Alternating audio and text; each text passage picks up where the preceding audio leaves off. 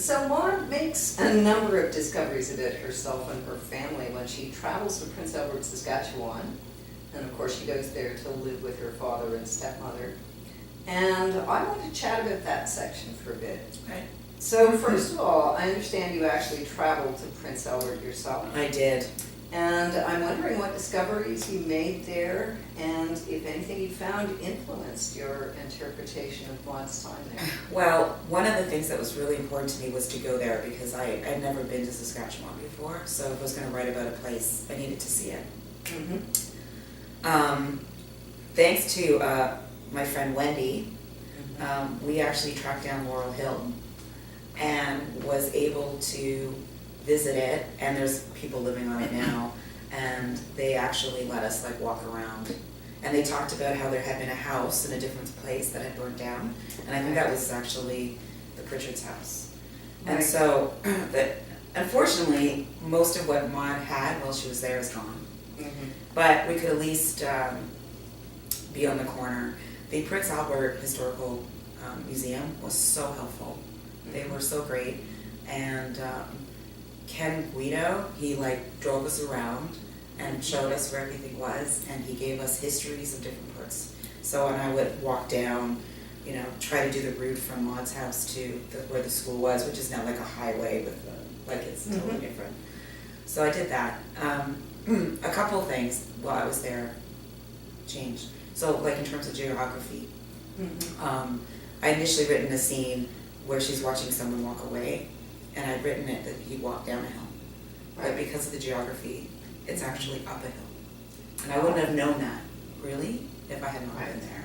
So it's stuff like that. So place is important. Place is really important.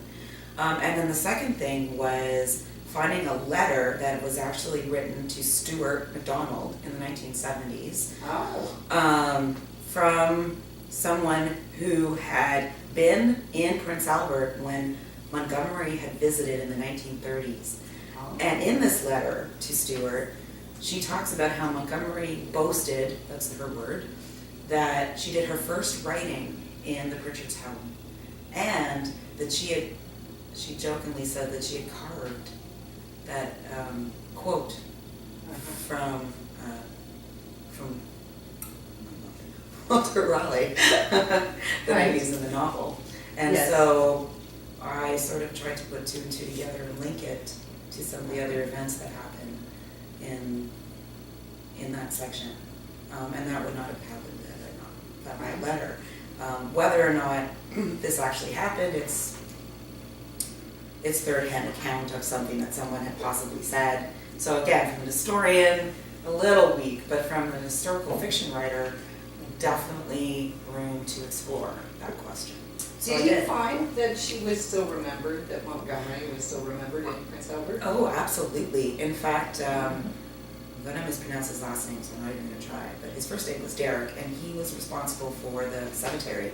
And once he discovered who Maud's father and stepmother Mhm. were, their tombstones had actually fallen over, and he actually fixed them so that Right. they're all standing up. Uh-huh. And has made it so that people can find where they're buried, so they can come and visit. Mhm. And then the museum is so excited to have the Montgomery connection. They actually do have a section in their museum that's dedicated to Montgomery.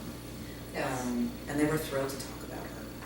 So definitely I'd love to see that connection actually be strengthened, because I think it'd be really great to bring across Canada together. Of course. Yeah. Well, one of the things that I found interesting in the Prince Albert section is that Maud enjoys herself quite a bit. She She actually, her spirit seems to be freed from constraint. She enjoys herself with the Pritchard. She becomes popular. She's recognized and in demand as an elocutionist. Mm-hmm. And she also has success writing, because her first poem is, of course, published there. But at the same time, there seem to be these familial tensions. And they're not just within her family. I also found them in the Pritchard's family. Yes. Where Will's father, there is a great deal of control in this book. Mm-hmm. Will's father actually controls his time. Yes. So at the same time that we tend to think of the West as this place of freedom, it also becomes this very controlling, social convention governed place. Am I reading that correctly? Yes, exactly. In fact, I was trying to show a lot about the powerlessness Of young people. of the young people then. You know, Laura, there was there was an entry where they go see Laura do art.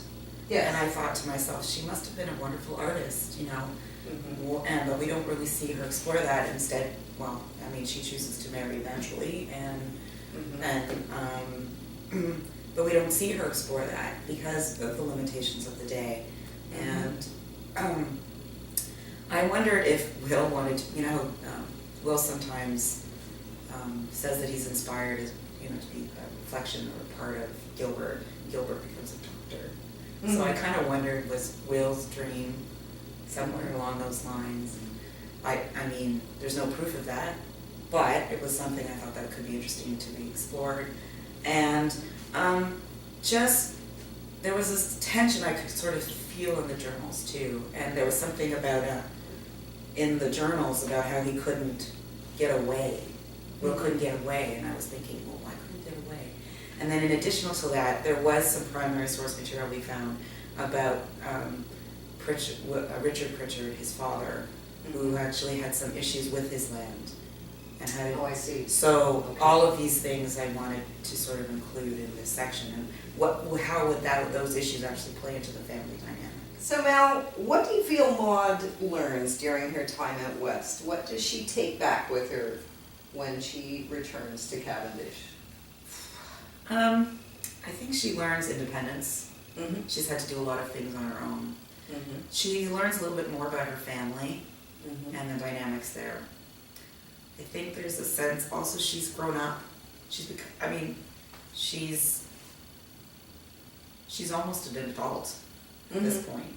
And so there's a bit more of a self-assurance of who she is and what she wants to do and where she wants to go. At the same time, I think there's a bit of heartbreak. And so she learns how to deal with that. Right. And take that with her.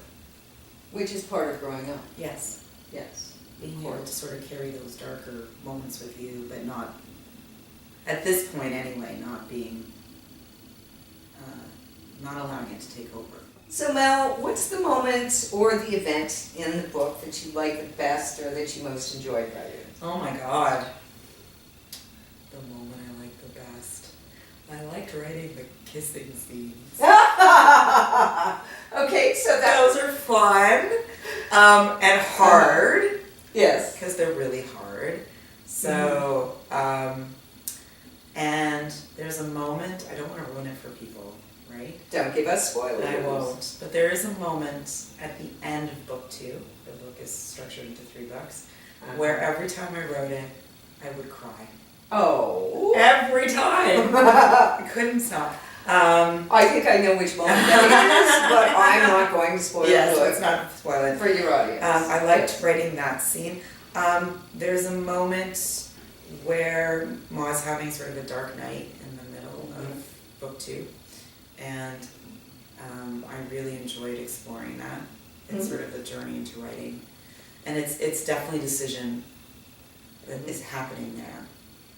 I liked that, and I love the school day stuff. Yeah. In the PI sections, it's always fun getting all the friends together. Yeah. The Nate letters, there's letters. Yes. That was fun to recreate too. Speaking of which, I have to ask you this question. So Nate Lockhart and Will Pritchard are both very likable young men. Oh, that's nice to know. Which did you like better? Which to you is the perfect man?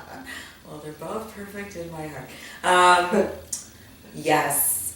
I'm pretty Team Will, actually. All right. I find that he's much more of a grown-up in some ways, and I think kind of encouraged Maud in a particular way, and she could sort of be herself in a much more adult Maud way that she sort of was learning about herself. I think they met on a particular level. But I love Nate's romanticism and his sort of,